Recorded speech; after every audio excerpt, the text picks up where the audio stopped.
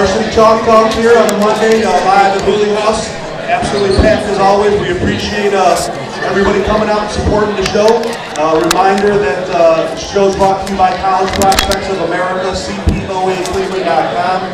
They help you get aid for student athletes that want to go and play at the next level. It's not just Division I schools, and it's not just boys. If you have a daughter, she wants to play tennis, lacrosse, soccer, basketball, any of the guys that are here, just make sure you take advantage of it. Check it out. It's a free service. As far as it's not free, but it's free to go on the website and check it out. CPOACleveland.com. Also, OneFunPub.com is the website for Hooley House. They take care of us up here every week. Make sure you take care of them. OneFunPub.com.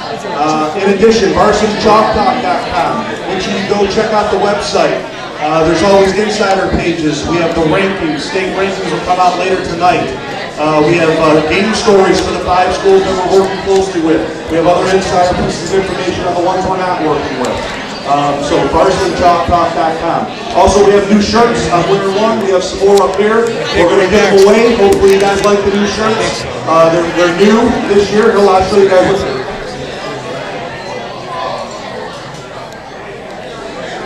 So we have a new design, and you can see it.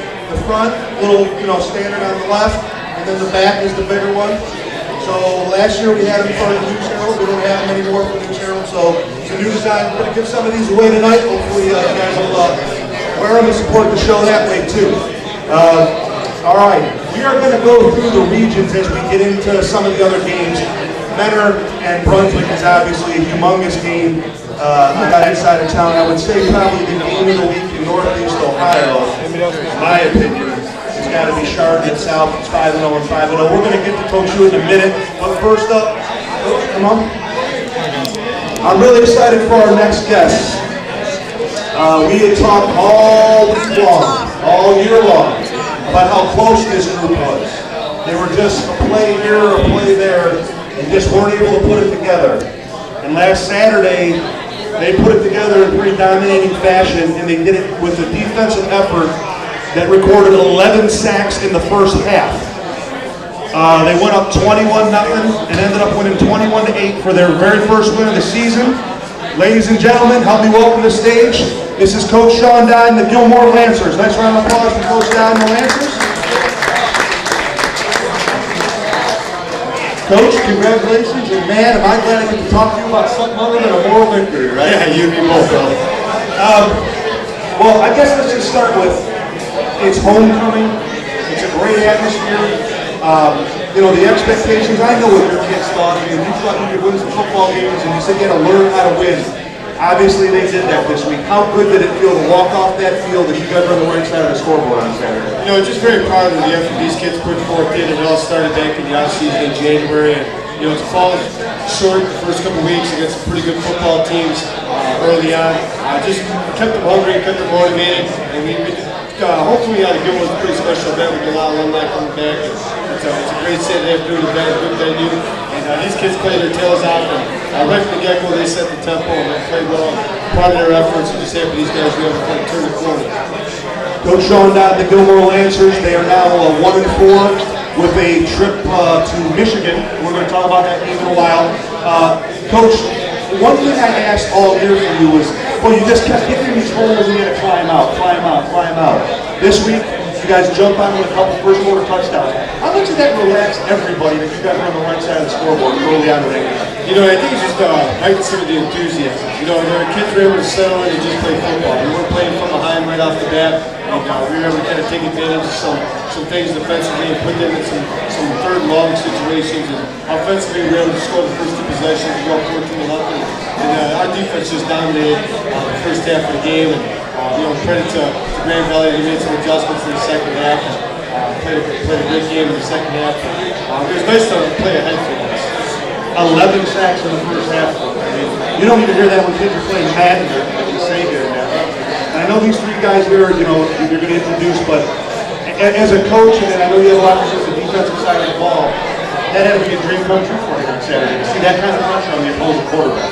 Yeah, you know what, these guys to my left and the rest of the defense, you know, they're the ones that they get all the credit.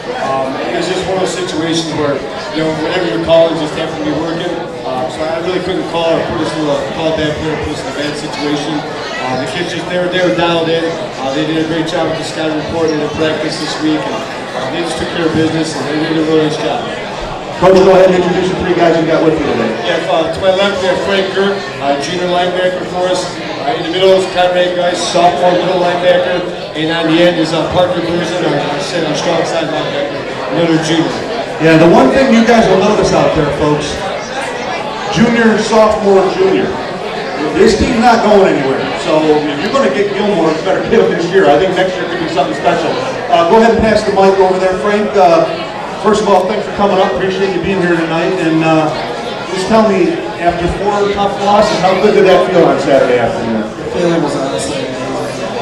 We came out in the first quarter, we just kept going. And I don't know, it's just good to get that first one over the bag.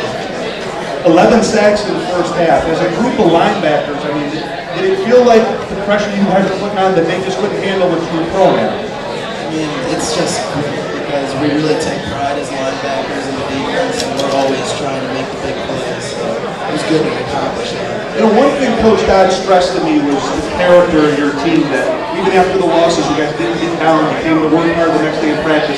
How important was that you guys stayed together and didn't break apart after some tough defeats? You know, it was great. One of the most important things we did was we've been in such close games, and we were able to just hold them this whole time and keep that win instead of letting it slip away. What can you tell me about, if anything, this Troy team coming up?